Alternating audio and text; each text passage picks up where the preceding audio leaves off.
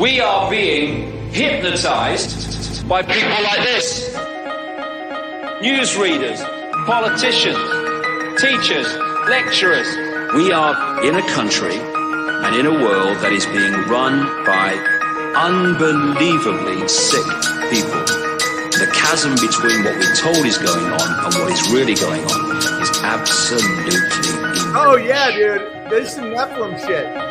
It's like we all know what's going down, but no one's saying shit. What happened to the home of the brave? These motherfuckers, they controlling us now, and no one's talking about it. Man, it's trying to be slaves, and everybody's just walking around, heading the clouds, who wanna wake up to a dead in the grave. But then it's too late. We need to be ready to raise up. Welcome to the end of days. Everybody is slaves. Only some are aware that the government releasing poison.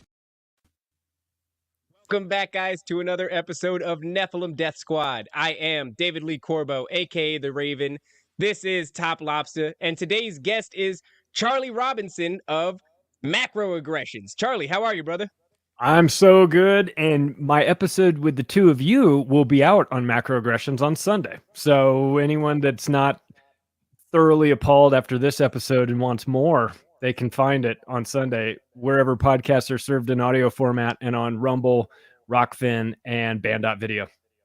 Hell yeah. We are so excited. We're like, when the music plays, I get excited, but I'm just excited to have Charlie back on. Like, we had such a good time the first episode that we were like, do you want to talk again sometime? Maybe we could see each other more steadily going in the future. I can make See this what you like think. official. Maybe go to a You wanna make this movie. official?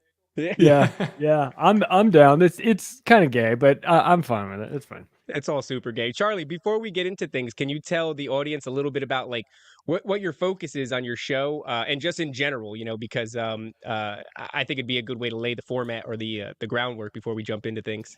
So I wrote a book in 2017 called The Octopus of Global Control, and then I went out and I started promoting it because nobody knew who I was. And so I did that for a while, and that turned into going on Jeff Berwick's show, The Anarchast. And after we got done recording, he was like, hey, man, you want to write a book? I have some ideas for a book. You want to write a book? And we wound up doing that. That came out in 2020, the tail end of 2020, called The Controlled Demolition of the American Empire. And while, sort of in between stages of writing that book and still promoting The Octopus, our mutual friend Tony Merkel reached out and had me on the confessionals, and we talked, and he said, you've got to do a podcast. You've got to do your own thing. And I said, yeah, I'd like to, but I don't like all the technical stuff. I'm not gonna be doing all that. He goes, I do that for a living. I'll do that for you, but you just do the show. And so that turned into Macroaggressions. That started in March of 2020, right around the same time as the thing that nobody's allowed to talk about. And the timing just worked out. And so wait, you were convinced, and I'm sure you're not somebody who's like, he wasn't like, hey, do the show, and then you did it immediately. It probably was like a couple of months that you were like, maybe. December of 2019 was the first time we were talking about it, because I remember it was Christmas, and I was at this hotel that had all this Christmas stuff, and I had to like peel away from the family and have this conversation with Tony Merkel. I was like, all right, okay, if we did it, what would it look like? How would we do? And he goes, so that's really where it all sort of, the concept came out. January of 2020, I agreed, let's do it. And I started putting together the intro, which is, I'll tell you what, if you listen to my intro, you're going to know whether you're interested in my brand of insanity or not. It's about 2 minutes, and you're going to go either, this guy should be committed to the nut house, or I think I might be down with his act. So I started putting that together. I recorded some early episodes, and Tony was really important in this, because the Confessionals is it's like a professional, well done podcast. He's an audio geek, and he wants it to sound the right way, and it matters to him. And he got me started early on some pretty important structure of the show. And he said, listen, if you miss a week, everyone will assume you're dead. So you got to be on a schedule. You got to do this you drop out your monologue episode on a Wednesday, your interview episode on a Sunday, and you never miss, because if you miss, you'll lose your audience. And I was like, okay, you pre-record a couple in advance. when we start this thing, we'll drop 5 of them out at once.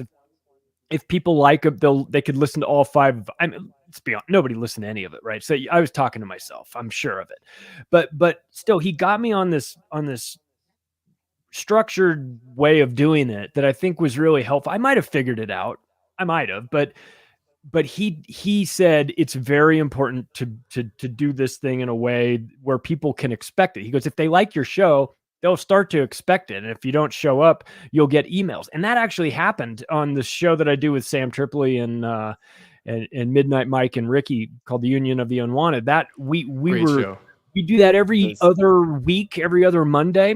But then we had a scheduling issue, and then everyone was out of town and traveling. And so we missed like 2 potential things.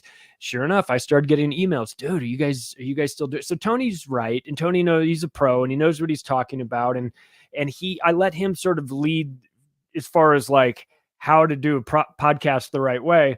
But then he said, you do the content, so he never has any sort of say or criticism or anything like that. He just says, that's you do ideal, your though, no? What's that? I said that's ideal, though, right? I mean, that's what you yeah. want when you're gonna form a relationship with somebody like that. It's like, I appreciate the help, but I need to be able to steer this ship and be responsible for what I say, and that's it. Yep. My content is my content. I'm the one who's saying the wild and crazy things. Tony focuses a lot on the paranormal, but there's a lot of sort of political conspiracy in your realm, and sure, there's some overlap there, but I think that's got to be the perfect deal, right? Is like, let me be responsible for the things that I'm going to say, and I'll take the heat, but I got to say what I want to say. 100%. And I didn't have to ask Tony. I didn't have to have that conversation. Tony told me, you do it all. You do all the content stuff. So I was like, great. Okay. I mean, for better or for worse, we should be charging money for this, because you're getting, well, it's secondhand advice, but directly from Tony Merkel, from somebody who's doing it successfully. I'm taking notes in my brain, and thank you for that. I know that we have people who watch that also do shows, so pay attention. If you want to do this right, there's a guide, there's a path to it. Oh yeah. Oh, and assume that nobody's listening for a while. You sort of have to break through that barrier. And I went, where it really kind of hit me that people were listening was in February of this year, when I went to Acapulco, in Acapulco, Mexico. And I'm getting in a van from the hotel where the speakers are all staying, and we're going to the event, and it's like a shuttle van back and forth. And I see somebody in the passenger side of the van that I know as I'm getting in. I say, hey man, what's going on? Good to see you. And we start talking. And in the back of the van, I hear this, oh my God, I know who you are. I never knew what you looked like. You know what I mean? And so I was like, what? And it was Dan Dix from Press for Truth. It was his wife. And she's like, I listen to macroaggressions all the time. Oh my God. I'm like, I watch Dan Dix stuff all the time. Like, I'm freaking out. I'm getting in a van with Dan Dix. I've been watching you for 10 years. But that was the first time. And I kept having that happen during the week, where I would be, we'd be at midnight out at some bar, and I'm chatting with somebody, and some guy would be like, where do I know you from? And so that was weird to me, because it was almost like the perfect amount, because it was like, only if I opened my mouth would people ever go down that path. But the rest of the time, I realized nobody watches the show. Everybody listens to it. And that was kind of interesting. So again, back to Tony Merkel. He knows that people are going to be listening. And he was the one that would say, you're at episode 200 now. Time to get the good microphones. Time to get the good setup. Time to do this. Time to upgrade that. You're doing this for real now. You can ditch the $100 mic, and you can go to the $400 mic or something like that. So again, like, I guess if there are people listening, like, you don't have to start off with like the best equipment, but once you get to a point where you know that you're doing this and it's really happening, and you're going to continue to do it, then he's like, now's the time. So I basically just do, when it comes to engineering type things or strategy or whatever it is, I listen to him because he knows it. And I know that he's, his show is massive. And people know the confessionals and love tip. Yes. Quick tip for anyone listening to that part right there. I've done this mistake a bunch of times, especially in my art career, where I bought like the tablet and it was like a $300 Samsung, and then I quickly outgrew it. Then I bought the iPad, but it was like a small one, and I outgrew it. Then I bought one that was like half as good as the one I have now. I should have just, once I realized I like this, save up the money and buy it once, because I spent triple. You know, it's like a $400 microphone sounds crazy, but when you're spending, you know, you spent $300 on 3 different mics, they don't work. Now you got to get that mic anyway. You've spent now $700. So it's like, it's hard to justify, but I'm with you, and I understand where Tony's coming from too with that. So more advice, just more nuggets. Yeah. I feel like I'm very similar to Charlie in a way where and I'm not saying that this is definitively you, but the tech side of things and the software side of things is really very frustrating for me. I'm a content creator. I'm articulate and I can, you know, rattle off something compelling and have a good conversation. But man, the back end of things and even trying to research what's the best mic that I can't type in more than 3 or 4 Google searches before I start to get very frustrated with not being able to find what it is that I'm looking for. So it's funny. And just a moment ago, before we started the show, my son was sitting here and he's talking about, oh, are you going to get famous, Dad? And I'm like, I don't want to. I'd like to be successful. I don't necessarily want to be famous, and that's a hard thing for a child to quantify, right? Because I'm trying to explain to him also the negative, vile things that come with fame, right? Where it's like you've got a nice thing going on, you can move through the crowd, and until you speak, everyone will be none the wiser, right? Unless Yeah. they're really watching all the time. But when they hear your voice, all of a sudden maybe some heads turn. Whereas some people have thrown themselves into the limelight, and now they can't move through. Joe Rogan's never going to have a normal life. It's Right. not going to happen. You know, it's that day is done, and the sort of mental fortitude that you need to be able to deal with just the contention that comes with fame. I don't really want that. And so he's only 8 years old, so he's doesn't understand. He's like, why don't you want to be famous? Why don't you want to be one of these people on Google that, you know, why don't you want to be Mr. Beast? I'm like, because Mr. Beast can't go to Walmart. Because Right. it's Done. fucking Those days are gone. exhausting. It's exhausting. Like I've seen people like, so Clint, I've been homies with Clint for 3-4 years now. And Yeah. I was hanging out with him since when his profile picture was like a fat lady in an America bathing suit, right? And now if I'm hanging out with him in Miami, or like if we go to an event or something like that, it's very hard to walk with them because someone will always be like, can I get a picture? And this is like retarded famous. Like nobody really knows who we are, but it's annoying. You know, it's like, this is exhausting. I just want to talk shit and go home. This was at an Acapulco earlier this year. We did a book signing.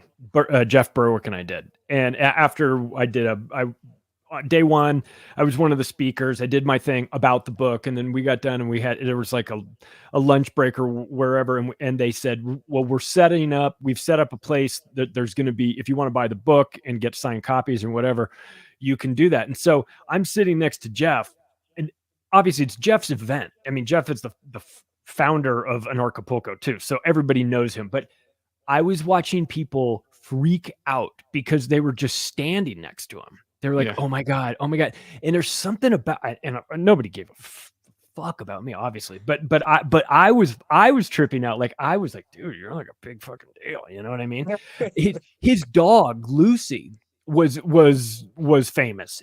When your dog's famous, like that's weird. But like you said, Top, it's like in this weird universe of, it's like a big fish in a small pond, right? And the pond is filled with anarchists, and so it was fun. It was fun to like see it, and it was fun to watch it, and it was fun to kind of sit next to it for an hour and everything. Well, the interesting but thing I can turn it off. He can't. He's got to go walk. I mean, he can't go at that event anywhere really, or events similar to that. So I think it's. I think maybe it would be flattering and maybe fun for a little bit, but I also watched sort of the dark side of it, was that I feel like, you know, there was he felt a lot of pressure on him to be Jeff Berwick, the guy that you know. And I think that caused some, like, you know, I mean, he was drinking too much for a while, and that stuff kind of happens. And I don't know how much of that is like pressure of having to be on all the time or whatnot. But it seems to me like it would be exhausting, and it would distract from the message too. Really, like your point is like,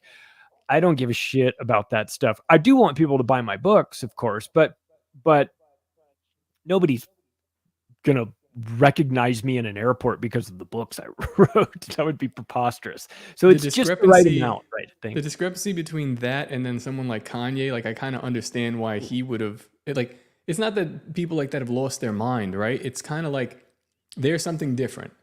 You know, their rules of engagement are different. Like when we see celebrities married to each other for like a month and then the next one, I was talking with my wife about it. I was like, this is like, they're not operating within the normal bounds of human behavior for the entire span of humanity.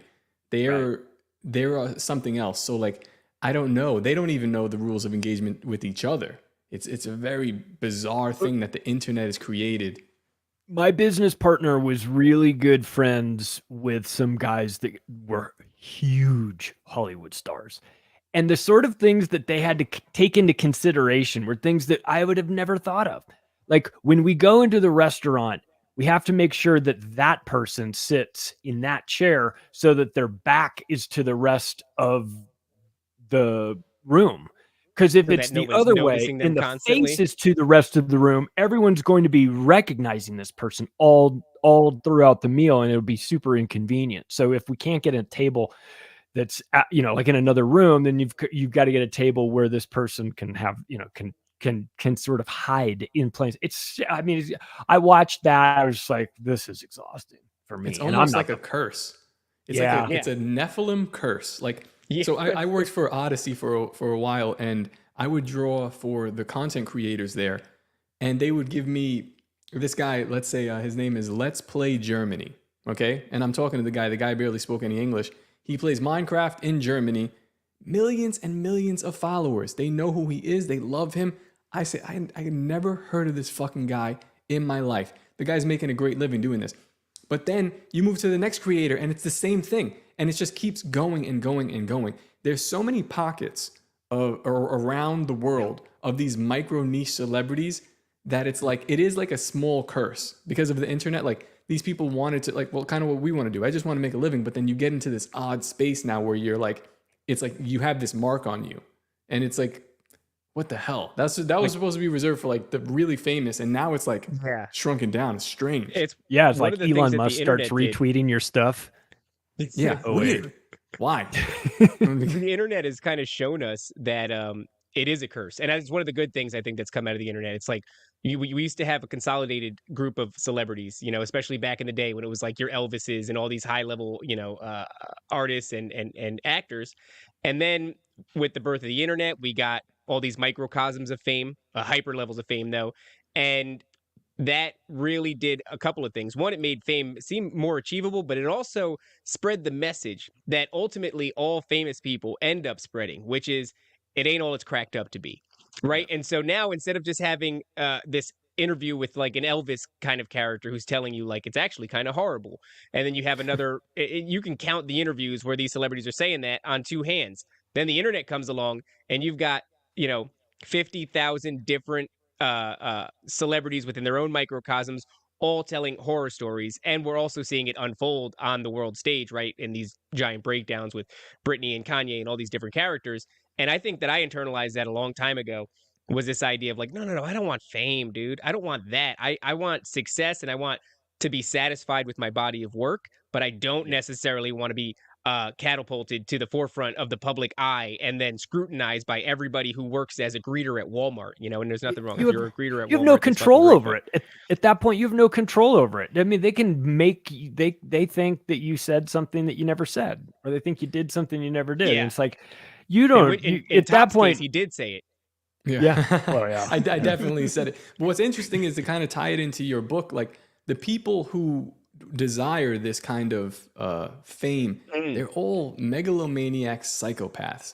Like Barack Obama, deep down inside, Donald Trump wears it on his sleeve, so we know. But an Obama, deep down inside, wants that. They yearn for this exposure, and they'll do anything to get it, and then anything to keep it. And what anything am I talking about? I mean, you fucking name it. Yeah. I think it is a curse.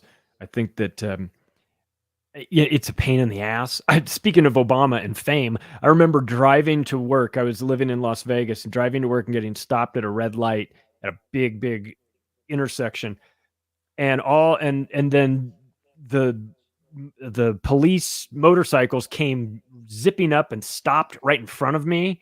They had their lights on and everything, and they were stopping all the cars. And then the other way was this motorcade of just like black SUV after black SUV after, and it was Obama coming to give a speech. He was running for president in 2008. And stop. The king of the world is coming. Stop for a moment. And he had a 40 car motorcade. It took an entire like cycle of red, yellow, green for of them just stopping traffic just for that. And then buses going by, buses with the press and everything. I was like, God damn, is this the Rolling Stones? Like, and then as I'm driving, I hear on the radio, Obama's in town. He's doing a big speech. I was like, that's who it was. It was Obama. And that's where they were going. I know, It's the perfect bait to find the type of psychopath that would want that. Because then I know you'll do anything for me. Yep. Like nobody really wants that. Like if you poll the normal person in the street, like, hey, would you want to have like zero privacy the rest of your life, but you can get like into any restaurant you want? I'd be like, no, that's retarded. Why would I want? And the one person that says yes, they're like, come over here for a second. We have an island. Got an island standing in front of this video camera. Yeah. Yes. That's true. Charlie, I wanted to ask you, what's your sort of your origin story look like, right? Because obviously it's all led you to this point where you're writing books and you're making content, and it's all about this, this sort of laser focus on this corruption on a high level. What is it that got you to the game in the first place? Well, so I knew that 9/11 was wonky, right? Kind of like a year or two after it happened, maybe the 2 years after it happened. And as soon as they started talking about we're going into Iraq, and I was like, this is some bullshit right here. So I immediately was distrustful of all that, and it started me down this path. But really what happened was in March of 2007, I was going on a trip, and right before I left, my buddy came over and he's like, hey, take this book with you. You need to read this book on your trip. And it was Confessions of an Economic Hitman by John Perkins. And I was like, okay. And I read that book and I was like, whoa, like to me, it kind of opened me up. I was in real estate at the time in Vegas, 2007, booming, right? And what I realized was that in this book, he's talking about how the IMF and World Bank will give loans to these governments that have no way to pay it back. Oh, we'll give, Ecuador, you've got the right topography here to build a hydroelectric power plant. It's going to cost $2 billion. You should do it. If you do it, it'll pay itself off in 11 years and it's going to generate all this revenue and you'll have electricity and everyone in the region will have power. Your kids will learn to read at night, it'll be great. And all these benefits. And so whoever makes the decision, we'll put some money in your Cayman Islands bank account. Don't worry about that. We'll take care of you. And they go, okay, fine. They sign on. And the IMF and World Bank are like, oh, we've already approved you for the loan. Well, the money never even touches these people, right? It goes straight to, in his case, a company called Maine, which is like Halliburton, right? Multinational engineering firm. So instead, the money goes from the World Bank. Does it go to Ecuador? No, it goes to Maine. And Maine builds the hydroelectric power plant exactly like they said they were going to do it, except that the problem is it starts to generate revenue, but not enough to really, it's less effective than they had said it was going to be. And next thing you know, you fall behind in your payments, right? And then the IMF and World Bank approach Ecuador like any good loan shark with a baseball bat and saying, you owe us a lot of money. We might be able to work something out here. Why don't you privatize your fishing industry and sell it to our buddies, or you agree to vote our way in a UN resolution, or you put a U.S. military base or some bullshit deal, right? That's they the didn't want to one. Right. So you go, oh, wait a second. And I'm reading this and I'm going, wait a second. I'm working for new home sales, right? And so we have our own separate company that's a mortgage division. I'm like, wait a second. We're giving mortgages to people that can't afford them either. They're definitely going to default on these in a couple of years. Adjustable mortgage where you can just pay you no interest, or you can pay interest only, no principal for a set period of years, and then it's going to adjust up to whatever the interest rates are plus 3%, and that's all in the fine print. And it's like, well, my payment, I qualify. The bank says I qualify. I must qualify, right? And it's like, I remember specifically, it was a guy trying to buy a $405,000 house from me, and he made $10 an hour. He was a landscaper. He was a guy that mowed your lawn and did all this stuff. And he was a good guy, and he had a family, and he was excited to buy the house. And I was excited for him to buy the house. And I looked at it, he filled out the 2-page application, and I faxed it over to our mortgage department. And I'm looking at it like $10 an hour. And I get a call 30 minutes later, and the guy's like, yeah, we're good to go from our mortgage company. I was like, fuck, this guy's going to lose the house. This guy is going to lose this house. So it clicked to me, like the same trick that the banks are using here, which is like loan this money into existence, then wait for the person to default on it, and then take back tangible asset when they default. This is the same thing the IMF and World Bank is doing in Perkins' book. And so then everything collapses, and I lost my house. I had 2 houses. I lost my houses and everything. And I was like, God damn it. I'm in the industry. You'd think I'd figure it out. You'd think I'd see through all this stuff, and I didn't. And I realized I was just like a sucker. I was just a sucker at the 3-card Monte game. And I didn't know it. And I realized, okay, I need to understand how money works. I need to really understand it. I need to know what the Federal Reserve is and what the dollar is and what it isn't, and I need to know who these people are. And that started me down this path. And then I wound up in this job where we were building we were taking over a mid-rise condo project that was half built. So we were finishing up the building of it, and I was kind of in charge of selling it. But we couldn't let anyone in during construction, but I had to physically be there. So I was there for like 10 hours a day with the internet and books. And I was just reading books and watching videos and getting into all this stuff. And this is 2008, 2009, 2010, right around there, 2011, getting into that. And I am just so far down the rabbit hole at this point. Like so I use this time as an exam, as a opportunity to educate myself on this. And then eventually, a couple years down the road, I was just having a normal conversation with my mom and explaining like some new conspiracy I had discovered or something like that. And she was like, this is interesting. It's like really fascinating stuff that you found. Like, and you know about all these different things, but she was like, so what's the plan? What do you do? What are you going to do with all this information? I was like, damn, I don't know. I didn't know I didn't have a plan. I was just curious. I just wanted to know about it. And then I started thinking, well, maybe I could like do a documentary. And I'm like, I don't really know. Again, back to the technical stuff. I really don't. Here's me editing the worst documentary ever.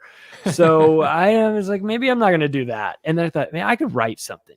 So when I wrote the Octopus book, I wrote it in total secrecy. I did not tell anybody I was writing. I didn't tell my wife. I didn't tell my mom. I didn't tell my friends. Fuck. I haven't unpacked all my books. It's right there in that box, but it should be on this shelf.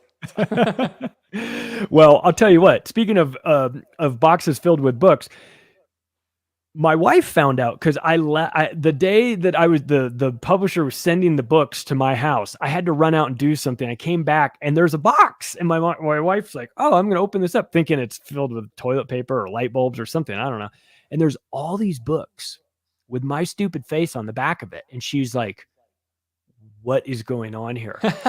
And she called me and she's like, she goes, "Don't come home." And I was like, "Why? What happened?" She's like, "There's a bunch of books here. Would you mind explaining that?" I'm like, I wrote a book. And she's like, it's a pretty big book too. So like you've been writing this. It's 540 pages. And I wrote this in the middle of the night. I was sneaky. I'd sneak out of bed and be like, write like another chapter. So write something that like, and so I was doing this stuff at all hours of the night. And she probably thought I was cheating on her or something. And she threw me out for 2 days for emotionally cheating on her for writing the book. I was like, I mean, like, wait, talk to some of your friends. Were you writing the book? What's that? How long of a period were you writing the book? About a year. And so you this is managed just to. She had no idea for a year, dude. this That is is psychotic behavior. I love it. This is It- Charlie In wanted to cheat. retrospect, well, here's the thing: is that at first, my reasons for secrecy changed. At first, my reason was I don't want to be on the hook with my friends. Go, hey man, did you ever finish that book? And I go, no, I didn't. So I didn't tell anyone because I didn't want any sort of obligation. I didn't want expectations. I didn't want anyone to hold me accountable for this book, this imaginary book that I think I'm going to write. And as I'm writing it, and I get about halfway through, I realize I'm going to finish this. This is working for me. And then it changed to, instead of me like not worried about not finishing it, it was I don't want to stop. I don't want somebody to stop me. I don't want somebody to say, what are you doing? Like, who are you going to sell this book to? Nobody knows who you are. You don't, this isn't going to work. Like, this is a waste of time, or there's got to be better uses of your time than this, or whatever the excuses. So it changed. And now she's on board, but I was like, listen, don't go like complaining to your friends about how your husband's cheating on you by writing a book, considering how bad it can be. I could be on an island somewhere, right, with a bunch of kids, right? It could be a hell of a lot worse than if I wanted to cheat, I could have cheated. I could have cheated this much is how much I could have cheated. I did this corny shit instead. But I took I took the same path. Like I was, I drew when I was younger. And my wife, the whole time she knows me, I don't really draw that much. I play guitar more. And one day I was like, I want to make my own t-shirts. And then I just started drawing. And then that started going longer and longer. And she was like she would give me shit. She'd be like, why are you doing this? Stop drawing. Come, let's go do something else. And I was like, I got to finish drawing for Josh Smith. I got to draw. I actually drew you. I'm the one who told Josh. I was like, you got to have Charlie on. And then I drew Charlie. And I got it. Yeah. She's like, this is futility, whatever you're doing. And I guess I proved her wrong to a point, but whatever. We still got more to do. We got more to do still. But that's how it starts. You got to just keep on chipping away at some bullshit and keep going. You've got to follow your dream. If you've got a good one, your dream can't be like, I'm going to be the president of the United States someday. The dream's got to be something like realistic. It's like, I'm going to write a book. Start with writing a book, right? Start there before it's like, I'm going to have a podcast and I'm going to do this. It's like, slow down, dude. You could barely write. You couldn't even write a book without your wife's permission. Like, you need to chill. So now I have permission. You got to go behind her back. It's interesting though, when you were describing your time in the real estate market, I want to just track back a little bit because it has some overlays with what my wife has gone through. You're in this market and you don't even realize the bubble, the crash, all this shit that's being pulled over your eyes. But my wife is a registered nurse and she had the same thing done to her and she's now woken up. And you guys, you had to have your house pulled out from underneath you, two of them. She had her health pulled out from underneath her. And now she's questioning everything. But there's so many people doing this in every aspect of this matrix that they have built for us. And there's heretics everywhere in every aspect of. It doesn't matter where you look. Look at me. I used to work for the government. And now I'm like, nah, we're going the other way because I realized the trap. And I said, I'm going to do something different. So it's interesting time to be alive. Interesting time to see people do these things. And where does it lead?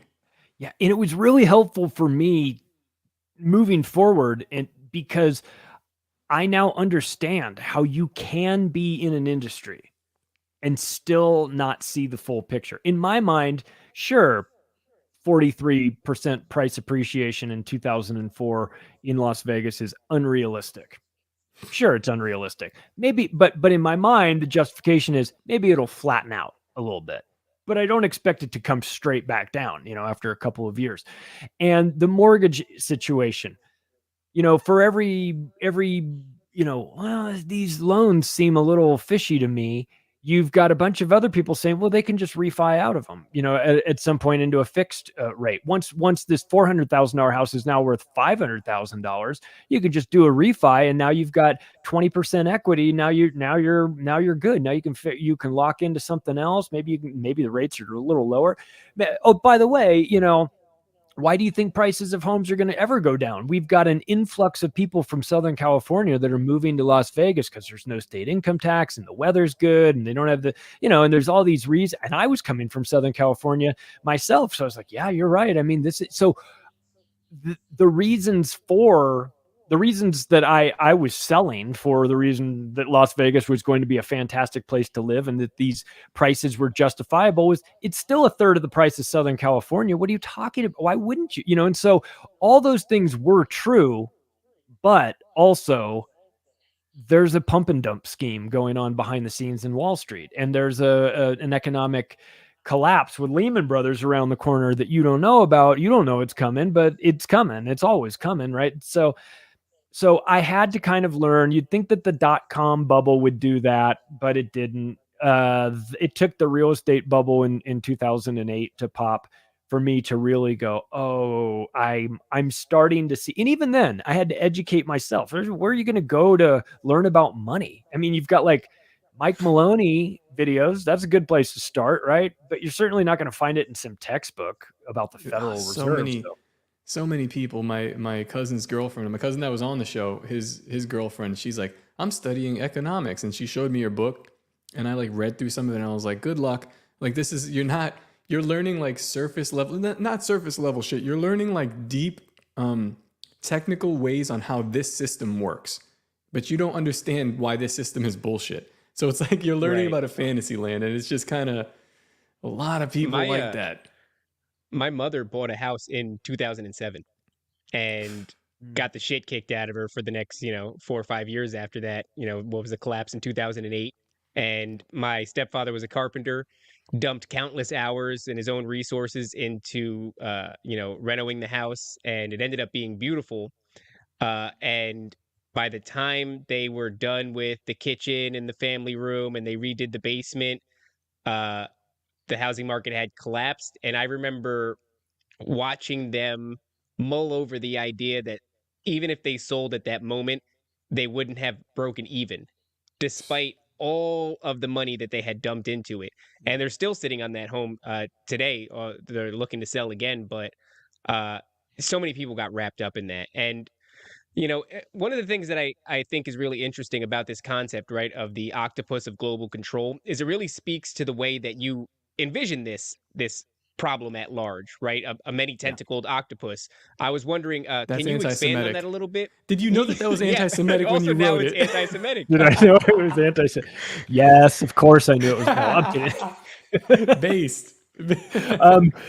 So the octopus symbology is obviously not mine. I mean, we've got Danny Castellero wrote a book called The Octopus. Wrote it when he was 44. Wound up packed in a bathtub in a hotel with his wrist slit and everything. I wrote The Octopus of Global Control when I was 44. I believe me, I was thinking about that. There's a quote in the book from John Francis Hylan, the mayor of New York City, and it's like 3 paragraphs long, and he talks about this octopus with its sprawling tentacles in every aspect of society, in the courthouses and the media and the money making and the science and everything. And he says, and let me escape from mere generalizations. I'm talking about the Rockefeller Standard Oil octopus. And you get to the bottom of this, right? And you're reading this 3 paragraphs and you're like, oh, this is exactly what's going on right now. And you're John Francis Hylan, mayor of New York City, 1922. And you go, holy shit. Is a century that it's been like this. I read through it and I'm thinking, oh, this is a guy that's talking about last week. And so the octopus is actually, if you think about it, it's the perfect encapsulation, right? It's a alien looking thing. It can change color. It can change texture. It can blend in and fit in with the population. It can stand out and it's very fast. It can spray ink and disappear. It can tear you apart with a beak that's hidden underneath it. You never see it until it's too late. If it can fit its eyeball through opening, it can fit the rest of its body through an opening, so it can infiltrate everything. And so you look at this octopus, and it's really smart. and you go, wow, this is kind of it. It's got eight tentacles. And so Hey, Charlie, have you ever seen the people that eat the octopus, like the smaller one, like the Chinese people, of course, but they take it, they hold the tentacles like this, and they have to swallow it from the head. But if the tentacles seem to get out this way in their esophagus, it'll just suction to their throat and choke them to death there. And it's like, what a psychotic thing to eat, but like really, it's almost like a brave way to live. Like this thing can kill you. It'll be a last meal, or maybe it's delicious. It's like thrill seeking, right? It's got to be like an adrenaline thing. It's because they can't even be good. What are they, just good without any seasoning, without any, like, they're just raw. I don't understand why people do that. It's disturbing as hell. The Chinese will eat anything with wings except a 747 too. So. Yeah, I mean, but imagining it stuck to the inside of your throat and it's suffocating you, it really speaks to me when I think about just the name of your book, because although it's what it's doing to the world, this octopus of global control, it is down the world's throat and suffocating it. And the funny thing too is the world probably thought, oh, this looks delicious. I can probably swallow this in one bite. No, you can't swallow this thing. It's going to kill you eventually. And what do you do about it?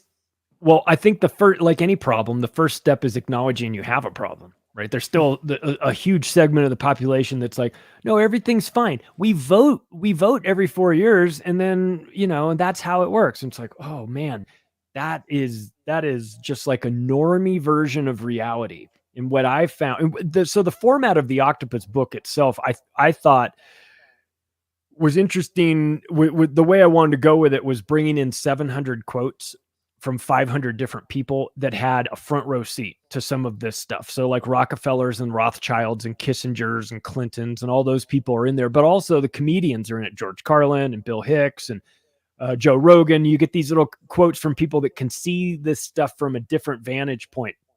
And also a lot of it is like, I sort of took this approach for what the way I described it was verbal judo.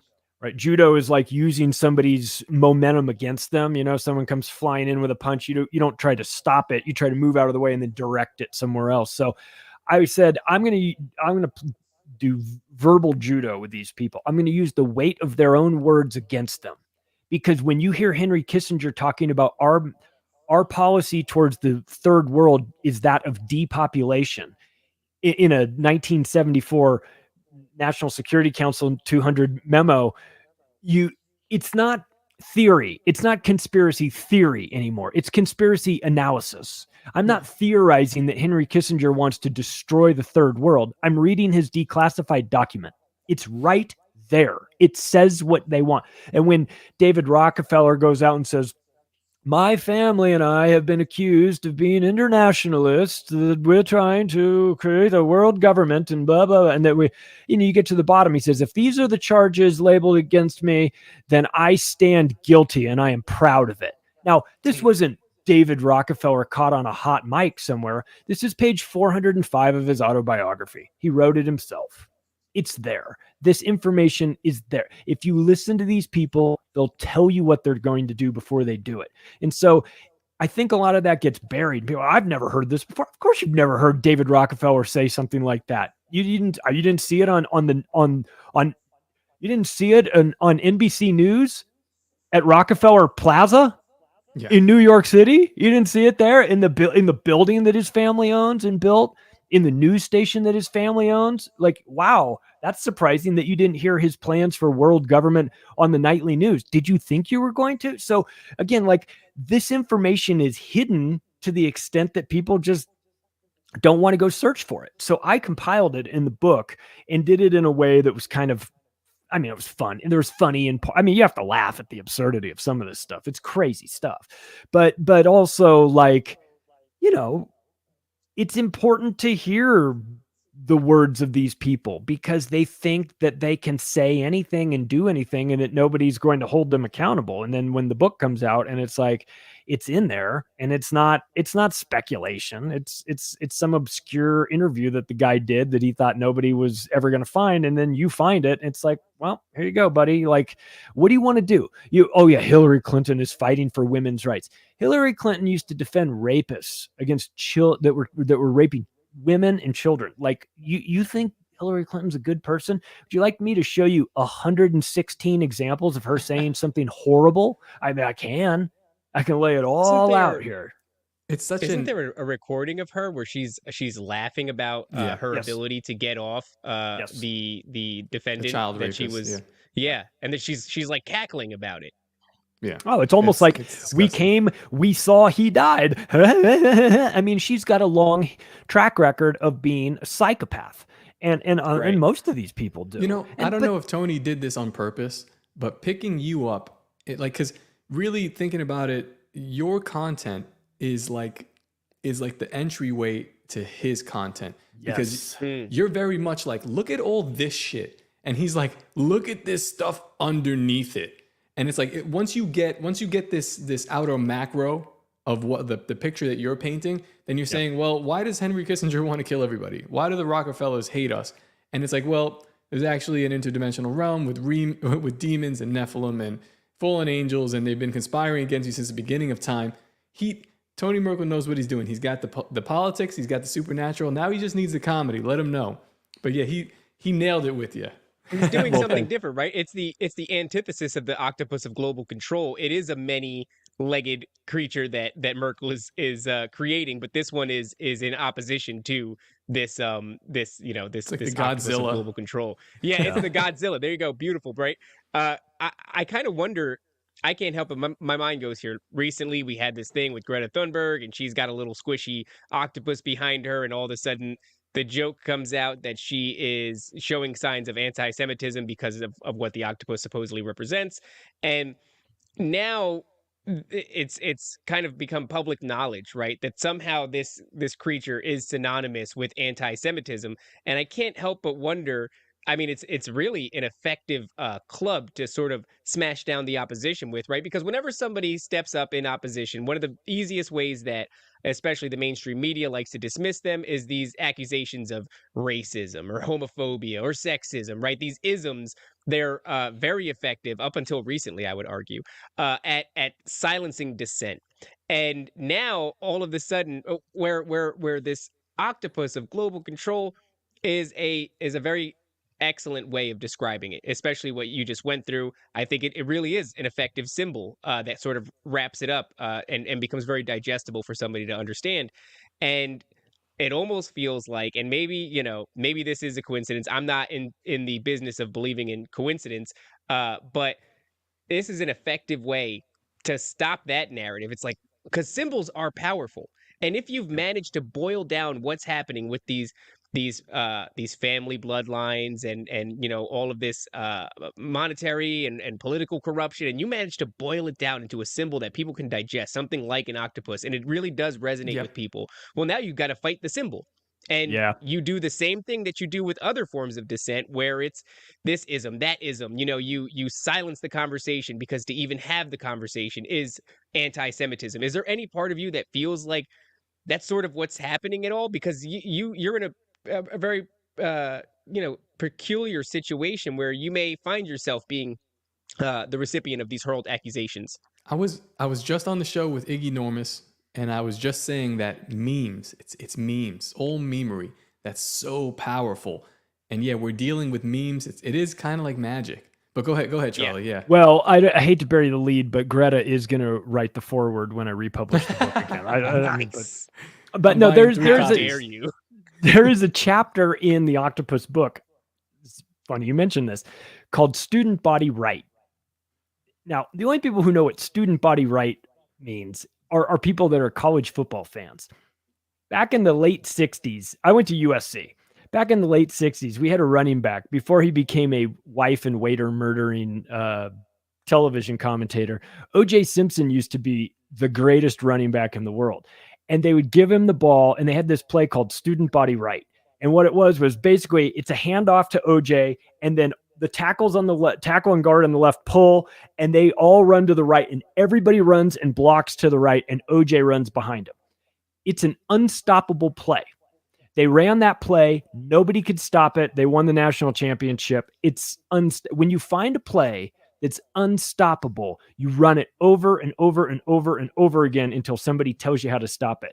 And the chapter, Student Body Right, was about Israel, was about their use of the term anti-Semitism as a label to just silence any sort of discussion and debate.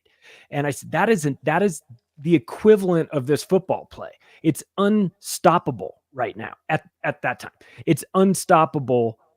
Whenever there's any sort of legitimate criticism of Israel, you just slap that title on and it stops the conversation. So this has been going on for a while. This is not a new. Is it still unstoppable? That's why I said at the time. At the time, yeah. It seemed unstoppable in 2017. In 2023, something has broken, which makes me concerned. Changed. Yeah. So like you were just saying, I was writing a book about an octopus, and the last guy that did it got killed. So you know, they were okay with you writing. They don't really kill people. They're not going to kill Alex Jones. Maybe they will in the future, but I feel like we're getting to a point where we are backing this dangerous animal into a corner. Yes. And it's going to have to do something because the Nazi doesn't work. Anti-Semitism doesn't work. You can call me every name in the book. You can label people. They're building their own shit. You can't really stop people the way you were before anymore. Yeah. What's next? I know. Well, that's the thing is that when they put these labels on you, you're a Trump-loving anti-Semite Nazi, and you go, okay, let's just say that all three of those things were true. Let's just pretend that they were true. Now what? Yeah, exactly. Now what? Do I burst in flames? You get more Twitter followers, right? So it's like the power doesn't work anymore.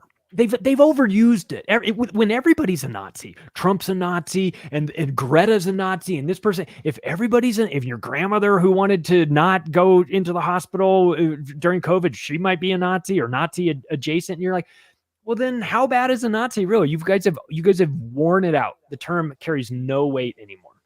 Yeah, or if you're keeping books out of elementary school libraries that have to do with inverting your penis or something like that, that's the equivalent to book burning, and that's Nazism. There's if everybody is, then nobody is, and it's now a term that means nothing. I had a small experience on Twitter where somebody called me a racist, and I said, ha ha ha ha. Yes, I am. Like just kind of, and then I said, you can't use that word against me. It means nothing. And me and a bunch of people had a laugh, and the only reason that it worked is because people know that it's not true.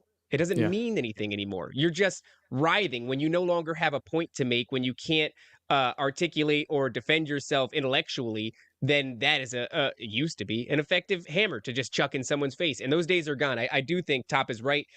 We've rounded a corner very recently, and Top's responsible. Shout out to Jose. But, Top is responsible. Oh, sorry. But yeah, I am. What does worry me is what comes next, because the rhetoric is failing. And when rhetoric fails, then oftentimes action is around the corner. And are we coming to a place where, the rhetoric was part of the writhing and the sort of the flailing as the system is going down.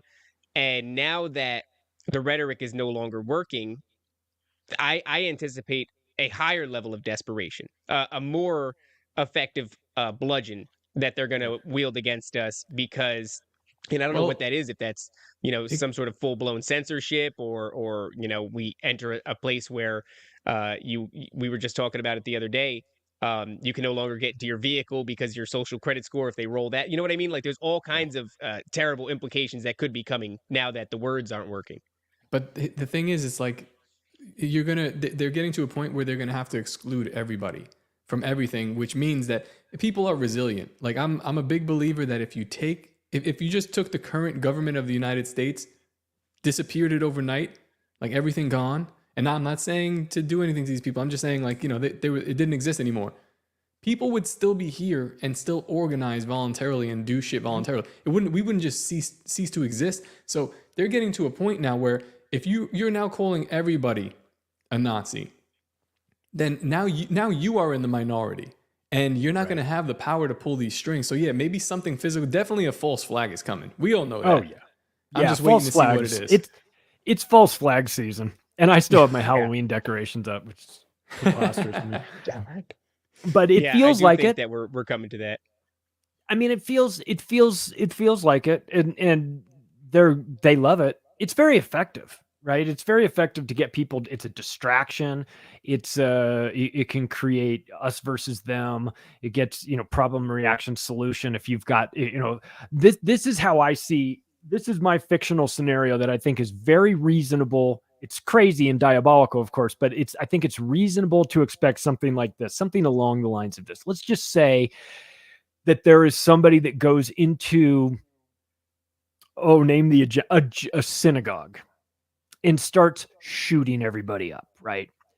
And then it's a massacre, right? Kids, women, children, kids, whatever. I mean, everybody goes, and it's very important that we find this person. Then it turns out that they find the person, and then it turns out that this person had been writing about this for a long time on social media platforms, on Reddit. He said he's going to do it, but he goes under the screen name Goatfucker123, right? And we didn't know who he was. And we just, we couldn't figure this. He was using a VPN. He wasn't using his real name. And if only we had known who he was, there was plenty of advanced knowledge of this. We just couldn't figure out who it was. But if only we had known, we could have stopped this mass murder. So on my desk is a bill that is 8,000 pages that we wrote last night, and boom, it's like already ready to go. And Charlie, this is the internet ID card. This is you've got to be verified to get on Twitter. This is all that stuff wrapped up into one. So I expect an internet false flag, an internet, something to justify the internet ID card. Have you seen what Nikki Haley has been calling for, Charlie? Yes. Because it's exactly, she's taken a break from saying that we all must support Israel or else to say, I need to have everyone's identity on the internet. She's doing the Jordan Peterson thing, which I spoke about before. I think he's a clone. He died in Russia probably. But she's calling for that now, but she's got the power to actually possibly has the power to influence in that direction, which is, it's scary. What's more scary to you? That or taking down the internet completely? Oof. Well, I mean, taking down the internet completely also kind of screws up their messaging, and it messes up their businesses too. I mean, I know it's not about making money; it's about control. But you've got a docile population at home as long as the power's on and as long as the internet is on and things like that. You take that away, you create unintended consequences, which is, well, I guess the internet's not on, so now I can go out and go do something else, right? And then so you're going, I don't know that these people necessarily want, there's a lot of predictive programming about the power grid going down. So I think the power grid going down is probably more feasible than the internet going down. I think that what they would love to do in an ideal situation for them would be keep the internet on, but regulate the hell out of it so that so that only, so that you can still use it to buy stuff at Amazon and all that good stuff. But it's just not the Wild West of the internet. It's the internet 4.0 or whatever they want to call it, where it's the internet, but we know who you are, and you're not just an anonymous person online saying mean things in a chat room. We do this for your safety, for the safety of everybody else. We need to know who you are. If you've got nothing to hide, you've got nothing to worry about, right? I mean, they'll run out all of the psychological operations, all of the terms that they use to make you feel bad. Oh, guilty. Like, oh, you think you want your privacy? Privacy is gone. Right? Harari told us that. You think your privacy is dead. You soul? You don't need a soul. You don't have a soul. You don't need that. So it's like a slow whittling away of these things. The totalitarian tiptoe, as David Icke calls it, right? Whereas you just sort of incrementally move towards this, and next thing you know, you've agreed to, because you want to be on Twitter, you've agreed to do the biometric thing. You've agreed to scan your driver's license and put that in and tie it. And you just said, I don't care. I want to be part of this. It's like, that's a slippery slope. That's like one step away from, all this other stuff. I mean, I expect them to go hard after VPN makers and things like, and groups like that. Anybody that wants, any sort of privacy, any sort of like Monero advocates, like get ready for it. They're coming for you. Anybody that wants to do things that's outside of the purview of the government or the world government, they're going to try and make you sound like you're part of the problem, because that's how they do it. So I expect that. I don't want it, of course. I'm not trying to speak it into existence, but I think it's long past that. I think these guys know they need to take control of the internet. They just don't know exactly how they're going to do it. Yeah, I think that they do want to take control of it. They do want to create a homogenized version of it, a sterilized version of the internet, right? Because as soon as let's say we do have a power grid attack, well, that's a much different scenario. Uh, it'll push people outside. Yep. The system for them to launch a power grid attack, they had better. That's kind of an end game thing, right? That's one of the things they have before something really, really, absolutely major happens, which that in itself is major. But the internet is a fundamental part of the bread and circus that they have Yeah. running. And as soon as you take that away from us, you're going to push us outside.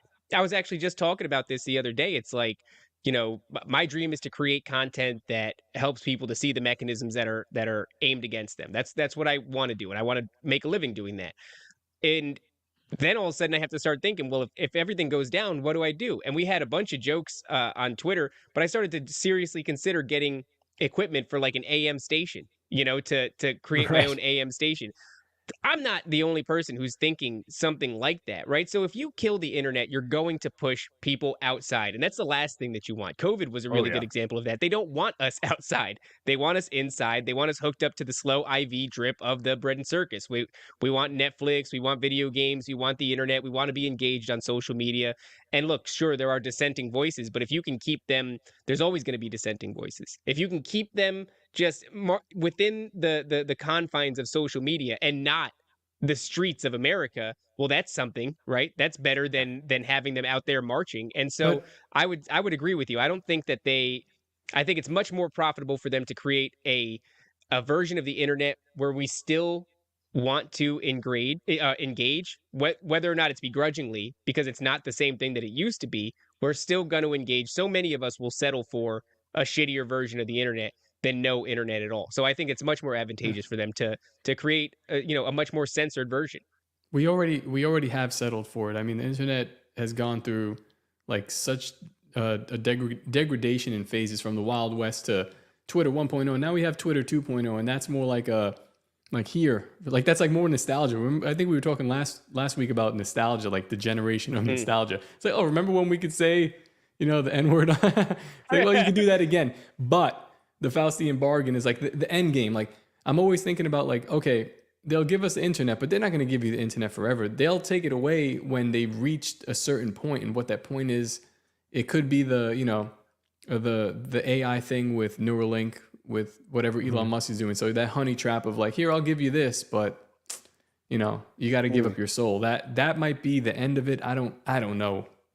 It'll make the Neuralink so good that the internet interfacing with the internet through Neuralink, it's like Neuralink is amazing, but the internet in the state that it's in is causing schizophrenia in people who have Neuralink. Oh, yeah. If we want to continue to have Neuralink and go down this amazing route of human technology integration, we need a sterilized version of the internet that's not going to cause people to lose their minds. And maybe then they'll do it. Yeah, there has to be a reward. We have to be willing to give something up, or gain something rather, in order to have the internet halved in comparison to what it is now. The internet's making people mentally ill already. It's really putting people in a state. Yeah, I know you're responsible for. You have institutionalized it more than your share of people that are just tired of arguing with you and trying to figure out what you are. Who are you? What are you all about? You seem to. I called you retarded, and then you agreed with me. You weren't supposed to do that, I was very happy. That people don't see coming. I was happy driving my truck. I was very happy until these people decided to turn everything upside down. I wouldn't have done any of this dumb shit, but you made me do it. So now deal with it.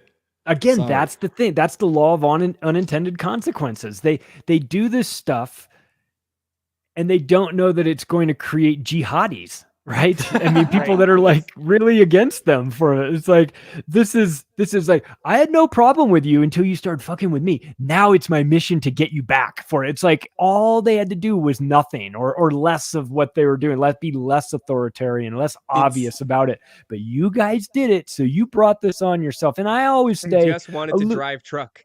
Yeah, that's it. you just wanted to. That exactly, and they wouldn't let you. And next thing, you just wanted a hamburger at McDonald's, right? And then they just wouldn't. And then it set you off on this path, Like falling down. Now I'm Michael Douglas.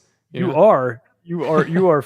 But again, like, can you blame him?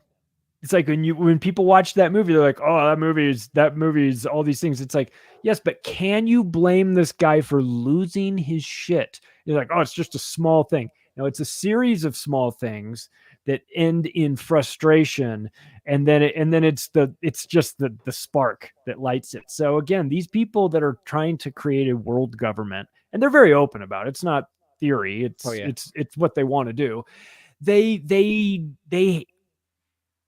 They aren't bringing the best and brightest. Let's be honest. I mean, there's a lot. There's best. but when COVID, that sort of operation rolled out, and you just know that they were like, oh yeah, they'll just line up for the shots. And then when everybody didn't, when like a third of the population were like, I don't think so, they're like, well, what's our backup plan? Like, I don't know, donuts and lottery tickets. Give them cheeseburgers. Cheeseburgers with Bill de Blasio. We can have Bill de Blasio cut an ad. Is that good? Yeah, go for it. Do it. I wish I could see the numbers on that. Like, how many people got their fucking shots because of the cheeseburger? How effective was the cheeseburger campaign or the single beer campaign? I would love to know. I want to see those people, the people that were on the fence that weren't about it, but were won over into taking an experimental vaccine by cheeseburgers. They must have felt so stupid. Those people that agreed to take the shot in exchange for 2 laps around Talladega, because what they don't know is that I held out for 4. You know, my supervisor, my old job, he told me, he was like, I was up all night last night because I was waiting in line, and I was like, for what? He's like, I got the vaccine. And then he shows me, and I was like, you got to be fucking kidding me. And then a couple months later, they're like you can get this smoothie. And he's like, he's probably just kicking himself like, God damn it, I could have got the smoothie. Held out for the smoothie, dude. Charlie, I want to ask you, we're talking about the octopus of global control. We're talking about these families, the Rothschilds, and how much stock do you put on a scale from definitely not, maybe, and certainly, do you put into the idea that there is a paranormal undertone to this? There is a ancient bloodline aspect to all of this, that this octopus is part of a plan that has been the backdrop to humanity ever since we were first conceived, and has been following us along? Well, early on, I would have been dismissive of that stuff. But the thing is that through what I've discovered is that it matters to them, like, a lot. Bloodlines and all that stuff really matters to them. So even if I'm dismissive of it and go, oh, that's just nonsense. Well, why is it so important to them? Blue bloods, all this, tracing your bloodline back and all this stuff. And I started to recognize that my bias was getting in the way a little bit. Me being just like, oh, I don't think that there's anything to that. And then finding out that in fact, I think there is. I think that there is some. Look, there's a lot. They build amazing statues and pyramids, and there's a whole lot of talk about the things that have gone on before. We don't know anything. We don't know anything about our real history. We don't know anything about our calendars. We don't know anything about where we came from. We don't even know where we are. We don't know shit. Is this round or flat? The fuck is going on here? I mean, we just really only know what they allow us to know. And so it's easy to be dismissive and go supernatural powers, interdimensional things. Well, listen to Geordie Rose talk about that from D-Wave, right? The founder of the quantum computer making companies, talking about dragging information from other dimensions. Like, whoa. What are you talking about here? CERN, these things. We're making contact with things, and we're getting, you there starts to, after a while, you can ignore it if you want. And I think you can probably live a full life just living in this world with no knowledge, understanding, or anything of that. But if you want to know a little bit more, you have to open your mind to the possibility that there are things going on outside of the realm of what we see with our own limited vision and hearing and thoughts and our little minds and everything. And it will lead you to a point where there's questions. There's questions about our origins. There's questions about, why is it that we only use a certain percentage of our brain? Why is it that there's some weird stuff with our DNA? Why is it that at a certain period during the time when a baby is forming, it's looks like a reptilian? Why is that? You know what I mean? Like Oh, that, shit. like there could be a perfectly good explanation for this, that we share a ton of DNA, and it doesn't end up, the baby doesn't end up coming out looking like a reptilian. So in the end, it's still a human baby, right? And you go, okay, yeah, I agree, but why at that one phase does it look like a lizard? Why, when I go to London, in the city of London in particular, when I was there a couple years ago, is all of the artwork and sculptures dragons? Why are they so fucking obsessed with lizards? And I was in the Tower of London. They had this suit of armor, and it was like the helmet and everything, and on the top of it was a lizard on the top of this guy's helmet. I was like, and of course I'm with my family. I'm just like, I can't talk about the, like I can't talk. I'm trying to like, I'm like, there's fucking lizards everywhere in this place. You know what I mean? So I'm freaking out, but I'm trying to play it cool. Look, I think that there's something going on that's out of the realm of our understanding, and and that we can dismiss it if we want to, because it's easy to do that, and it all feels a bit science fiction, and it's kind of hard to prove a lot of this stuff too. So it's like and people start going, well, you're winding up in the David Icke lizard people realm. It's like, well, I mean, I'm not scared of that. I'll look at all kinds of things, but there's their writings, their sculptures, their artwork, their whole world revolves around the right bloodlines. And if you're the wrong bloodline, we got to get Princess Diana in here. She's a Merovingian. We got to get her. And then as soon as she's, has a couple kids, she could die in a car accident. We don't give a shit about that.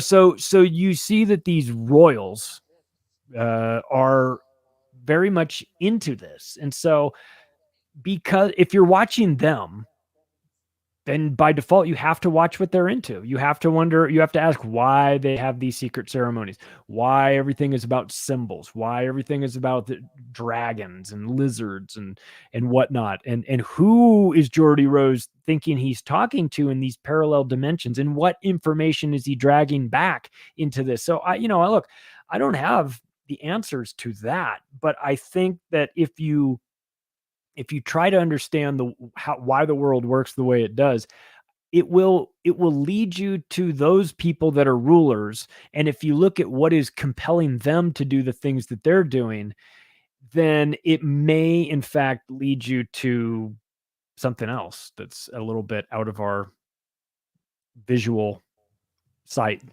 It drives me crazy whenever I'm talking to someone who is in the political realm. Like if I'm talking to a Tim Pool or even a Dave Smith, love Dave Smith, but if I'll bring up like some kind of conspiracy, I have to be careful. I have to approach it with comedy. Mm-hmm. Right away, they're like, you can see on their face, they're like, this fucking guy, he said lizard people. It's like, I don't know, you rail against the CIA who's doing all these overseas wars and these black ops missions, but they're also like doing Project MK Ultra. They're also doing remote viewing. They're doing Project Looking Glass. We know that they're doing this stuff, and they're probably successful. What's coming out now too with the UFOs, right? Like they've been doing this shit for a long time. Now they're getting to the point where it's basically disclosure. It's like, how could we look at only the political side? It's just like one side of this thing, and completely ignore the supernatural. That's why I said both of your shows go hand in hand, because it's like, yes, this is happening, and this is happening too. This might be right underneath it. It might be fueling this. The whole bloodline thing's really like, that gets my brain going. I've mentioned it on the show before, right, David? Like, where it's like, Oh, yeah. they want super diversity for us, Every commercial is a Yeah. black guy, a white wife if they're married, and a Chinese baby Genuinely- or a Spanish baby. Genuinely is, Right. yeah. Yes. Why? You know, one of the things that Diversity is our strength. That's why, you know that. yeah. You know, it's because it's an investment. Very much the way you were describing, Charlie, where you start reading these books and all of a sudden the lens that you look at the world through starts to make a lot more sense, right? The context that you're looking at things through makes a lot more sense. And that feeling is so overwhelming that it almost locks you into that new paradigm where you were just previously locked into one that, like, you know, call it what you will, the normies paradigm. You're locked into this for most of your life. You have an experience where all of a sudden it changes the way you perceive things and things make a lot more sense. And what do? You lock into that one, right? And what people like Dave Smith or name whoever you want, anybody who's heavily into politics, what they're missing is that there is a very strong possibility the individual who's talking to you about reptilians had the same thing happen. They also got a new paradigm that they dusted off an old book. They, started digging and found a new lens to look at things through where all of a sudden it suddenly makes sense. They had the exact same experience. Yours was particular to politics and government corruption. Theirs was something a little bit different, but you both had the same experience. That epiphanous moment of shaking your old worldview up and then dropping it and adopting a new one. It is the same energy, the same feeling, the same emotion, all of this, and for some reason, one who is in the reptilian camp can also look over to the political corruption and be like, I agree, dude, absolutely, this and that, but it's not a two-way street. Very often, people get locked into like, yes, there is an incredible amount of political corruption, and sure, my whole worldview has been shaken up about it, but still, what you're talking about. No, dude, that's just crazy shit. Whereas, rewind the clock, go back 6 years before you discovered all this stuff about the CIA, before you discovered all this stuff about, the international banking community and all this shit. And you would have said the same thing if somebody bought you that without context. And so it's a blind spot that it's really frustrating because I watch a lot of highly intelligent people exhibit that blind spot where they're sounding the alarm in a very correct way about high level political corruption, but won't entertain this for a second because for a lot of people, not only is it an investment, right? You've shaken up one worldview, got out of that burning boat, got into another one that feels a lot sturdier, but also for a lot of people, there's now a monetary incentive. They've built a career around this, and they cannot sacrifice that new baby because that's what happens, right? If you're in Dave Smith's point of view, he was running for the presidency, and it's like you've got so much riding on this. Unfortunately, you can't even look over and entertain that in a serious manner because everything will fall apart and you'll be ostracized. Still, we're still dealing with It's like this level of gatekeeping. it's an archetype of Jesus almost. I mean, Jesus was telling me, he's like, hey, listen, I'm the guy. And there's still so many people, despite what he's doing and despite everything going on around him, they're like, I can't go that far. We have certain boundaries. And he's like, no, trust me. God sent me here. I'm his son. And they're like, we like you, but we just can't like get past that one thing. You know what I mean? It's like, it's kind of, there's a block with people. And I guess it's a natural thing. And it might be like a protective thing. It might be it's definitely a social thing. So, oh yeah. Yeah. How you break that? Could you imagine being like at your parent teacher conference or wherever, and you're known as like the dad who's like all into reptilians? Like people, like that, like you don't need that sort of grief in your life. David Icke talks about like how he would walk down the street and people would cross the street to get away from him and everything like that. It's like, you have to make this calculation. How far are you willing to go? And once you get to be like at a certain level, like a Dave Smith or someone like that, who by all accounts really destroyed Laura Loomer. But I thought that was it's rough. They're talking about lizard people. Yeah, no kidding. But like you get to that certain point. It's like, if I start talking about this other thing, there is a calculation that you make. There's a certain percentage of my current listeners, followers, like people that like me or whatever. There's a certain percentage of them that will just be a bridge too far. or it'll discredit everything else I've talked about if I talk about that stuff. So I don't love it, but I do understand why Yeah. that calculation gets made by a lot of people. Of course. And Of course. I'll just say this. I don't have any particular information one way or another about whether there are lizard people or there are not. But I've been wrong.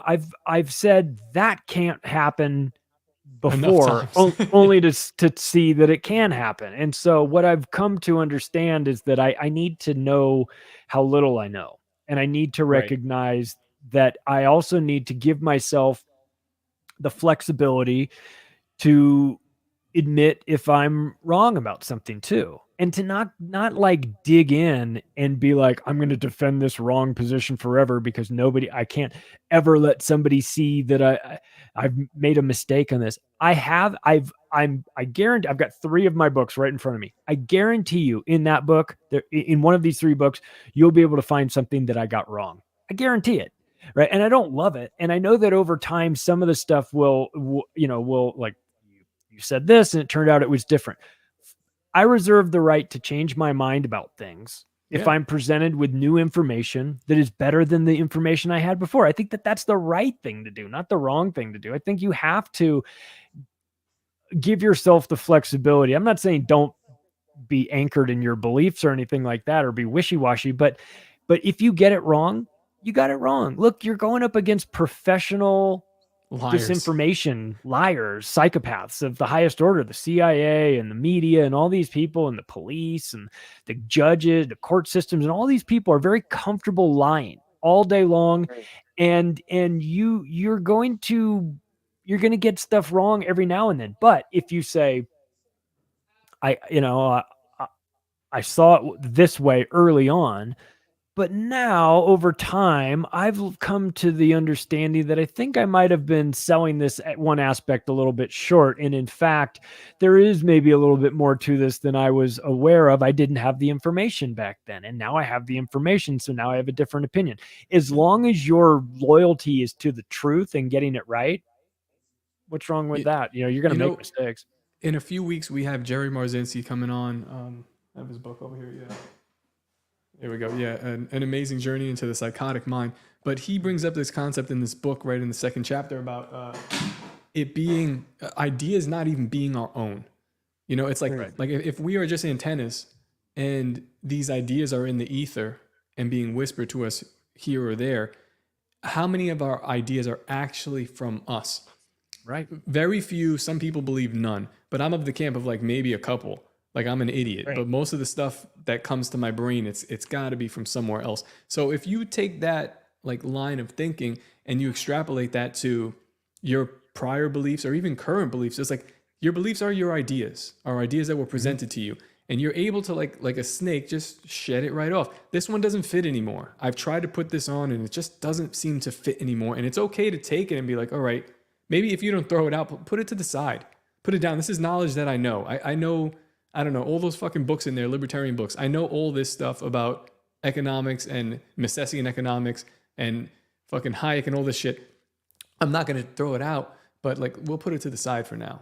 And that's okay too. You don't have to be married to someone else's idea or something else's idea. It's just an idea. It comes, it goes, use it, pick up the next thing, Yeah, we have a coveted relationship with information, and it's like so many people are using it the wrong way. So many people are using it as a badge that says, "Look what I know," and this other person doesn't, and then that gives them status, right? And so, yeah, that's a great. I might be wrong, but I'm not lying. In my experience, I've been doing this for a long time, 16, 17 years, and I started this journey when I was a kid, right? I was 17 years old. Um, I've been wrong a lot more than I've been right, but I've never been lying. I've always come Correct. to the table and just trying to understand. And I know we don't have a lot of time. I know Top said he's got a heart out. I just wanted to ask you quick, Charlie, when it comes to politics, um, on the highest levels, do you think that we still have input, or is this all a song and dance? And when I say the highest levels, I mean, specifically the presidency. Do we still have an effect on that, do you think, or do you think those days are long gone if they ever were here in the first place. Yeah, like a I don't Trump. think. A Trump is a Yeah. disruptor. Is that intentional, or is that like Yeah, they but do it? Trump felt like he was allowed to be there for a while, and then he wasn't. He is the great disruptor. Was he sent to divide us in advance of a major psychological operation? Possible. I think that these people are put in positions of power for a reason. I don't know how much of whether or not we want them to be there. We have, I mean, every now and then though, you see Hillary Clinton. Hillary thought she was supposed to be the president, and that has never happened. So sometimes you go, well, maybe the good guys won on this one. Maybe somebody, we voted for anybody other than her. But I think really at the highest level, it's it's heads they win, tails you lose. No matter who is in there, the permanent state that really kind of runs things, they're still it might be a different flavor, might be your tyranny might taste a little different, but it'll still be tyranny. And in fact, you'll bring in the Republican guy, Trump, in order to destroy Republicans because they'll listen to him, and you bring in the Democrat guy in order to destroy Democrats like Obama, and he destroyed them from the inside. But everyone voted for him because he was their guy, he was on their team, but he was setting up a system that was actively working against them. So I think that a lot of this is theater, and I think that a lot of it is a show. And I think that the people that have real power don't want money because they can make money. They can print money all day long. But what they want is a world with fewer of us on it. They talk about that openly. And so I think that where we're going is a place of depopulation and of destruction if they have it their way. But they make mistakes, and humanity seems to always kind of find a way to win in the end. So I'm optimistic that that's where we're going to wind up. That's a great place to leave this episode, because that could have went left. But I tend to agree with you, Charlie. I think humanity is amazing, and I think that we're resilient, and we'll land on our feet even if a bunch of us die or horrible things happen. So yeah, I'm optimistic for the future too, but unfortunately, I do have a meeting like right now, so I'm gonna cut the episode. And thank you again for coming on with us. We have an episode airing with you on Sunday, right? Yep. Macroaggressions. Macroaggressions in audio format everywhere, in video format, Rumble, Rockfin, Band.video. My website is theoctopusofglobalcontrol.com. You can follow me on Twitter at macroaggressions. Thanks, guys. Hell yeah. These are the best. David, anything before we go? Oh, don't forget to go to NephilimDeathSquad.com. Follow us on YouTube. Come hang out on Twitter. Charlie, thank you so much for your time, brother. Thanks, guys. See you. All right, guys. Peace out.